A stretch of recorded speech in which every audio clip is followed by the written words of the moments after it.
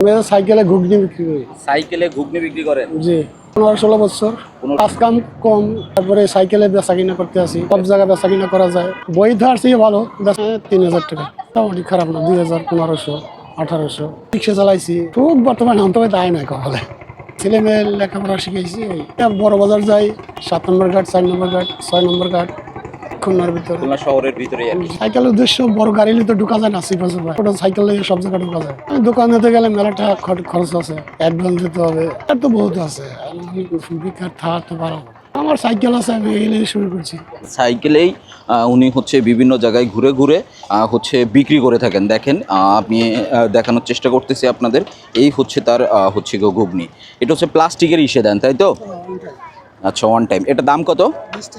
20 টাকা। বাহ, এটা কি দিলেন? আর এটা এটা যে টক, তাই তো? চুই ঝাল আছে। ওয়ান টাইমে দিয়েছে প্লাস্টিকের। আসলে ব্যবসা করার মন মানসিকতা থাকলে অনেক কিছু নিয়েই হচ্ছে গিয়ে করা যায়।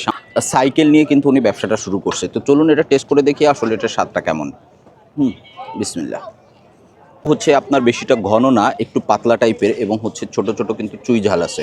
আপনার টক টক এবং সালাদ এবং মশলার যে একটা কম্বিনেশন, সেটা কিন্তু বেশ হচ্ছে ভালো। তাহলে ব্যবসা করে ঠিক আছে, খাবারটা হচ্ছে গরম রাখার জন্য কিন্তু দিয়ে রাখছে যাতে খাবারটা গরম থাকে।